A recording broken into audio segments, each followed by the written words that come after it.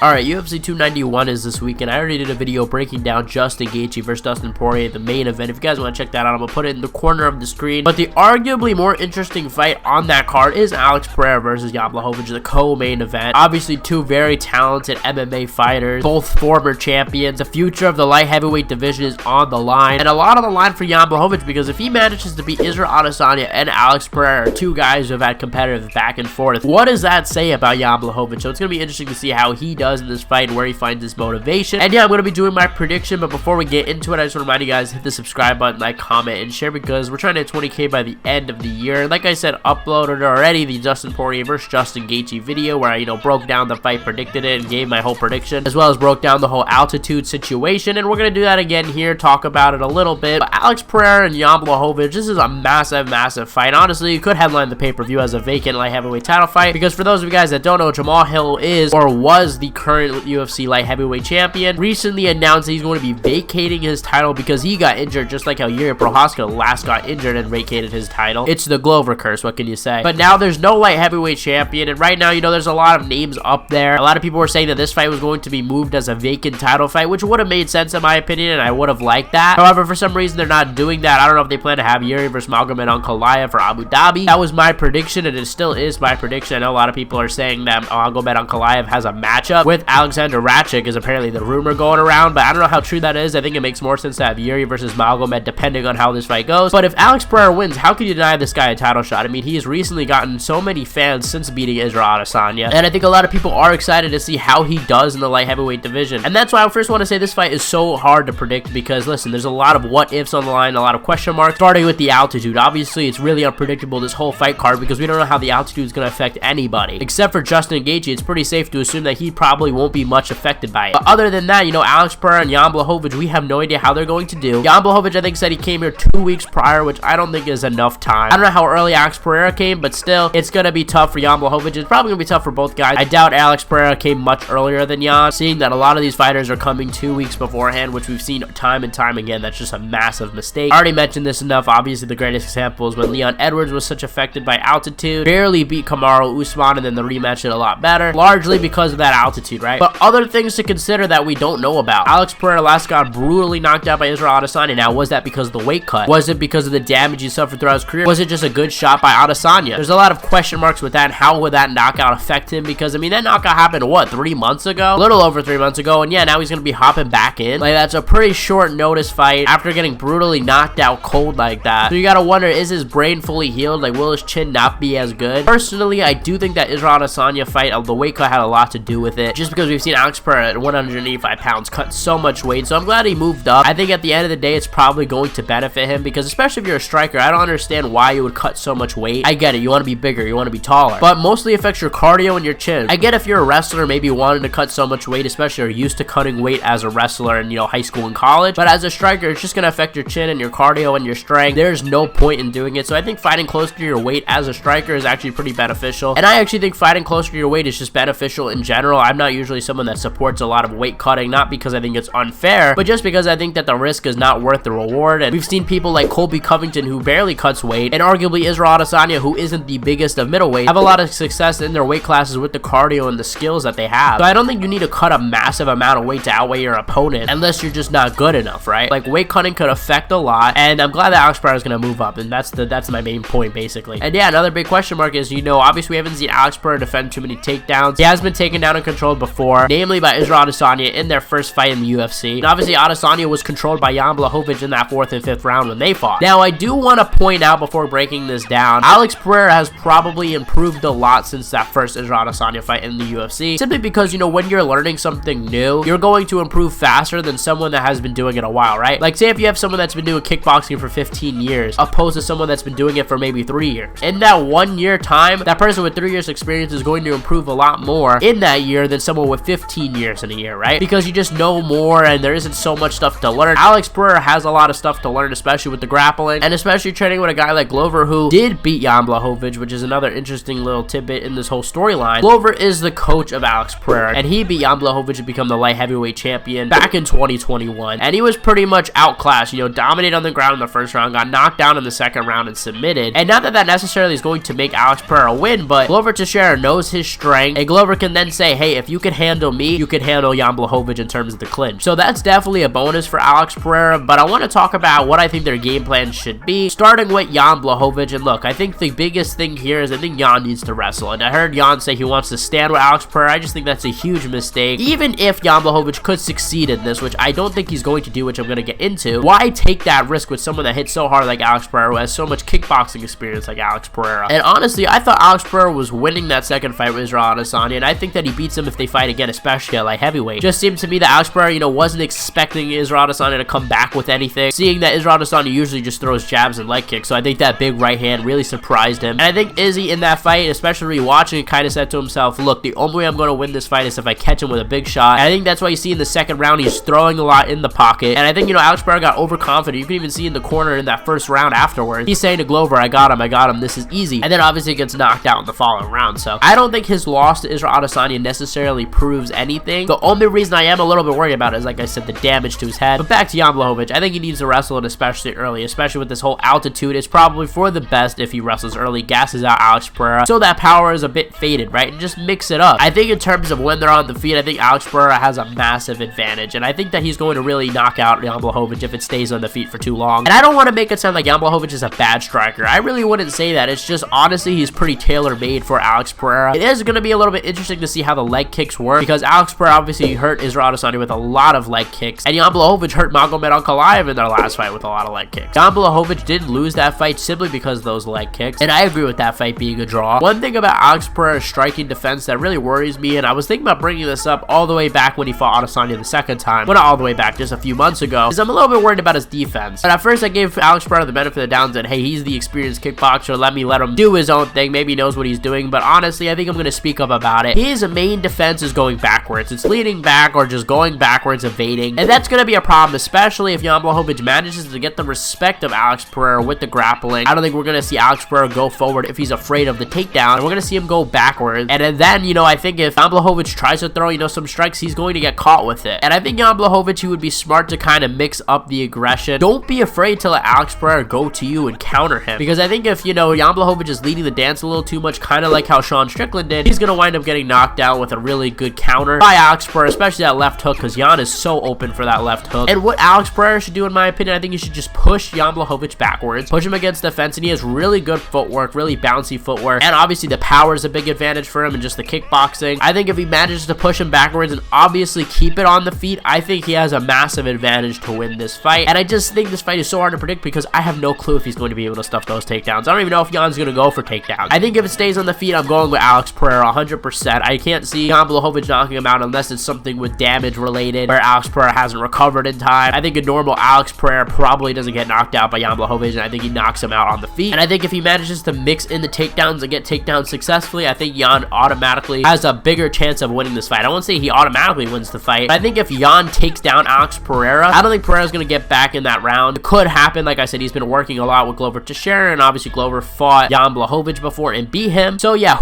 who do I think is going to win this fight? Guys, I'm going to go with Alex Pereira. I think Alex Pereira probably improved enough in that takedown defense department. He also looks really big, really strong. He's training with Glover, a guy who knows Jan Blachowicz and how he is in there. Plus, if Jan tries to go for a takedown and fails, that's going to be really taxing for Jan, especially since he only got here 2 weeks prior. So yeah, I'm going to go with Alex Pereira on this one. But honestly, I was going to go with Jan up until I started watching some film, and I was pretty sure Jan was going to win. And I think in every other video I had said Jan, but then, you know, I go back, watch some film, analyze it, and yeah, I think Alex Pereira should win this one. I think he has a massive advantage on the feet, and Jan Blachowicz is saying he's going to stand with him now. I hope that's some sort of mental game tactic. Honestly, I don't want to see either guy lose, because I do want to see Alex Pereira mix up that light heavyweight division, and I also want to see UFC 300 with Alex Pereira versus Israel Adesanya 3. That is what I hope happens, but Jan Blachowicz is also such a nice guy and one of my favorite fighters, definitely, so it's going to be tough for either fighter to lose. But yeah, that's the co-main event. Later today, I'm going to be uploading a reaction to the UFC 291 press conference. I'm also tomorrow going to be putting out my full prediction for the UFC 291 card, so don't miss that either. Guys, thank you guys for watching. You guys are the best fan base in MMA. Let me know in the comment section below what fight you're most looking forward to. Let me know who you guys think wins. This video was a bit longer than usual, but I really like this fight. I think it's a really interesting matchup, guys. Let me know what you think in the comment section below. Thank you guys for watching. You guys are the best fan base in MMA, and I'll see you guys in the next one.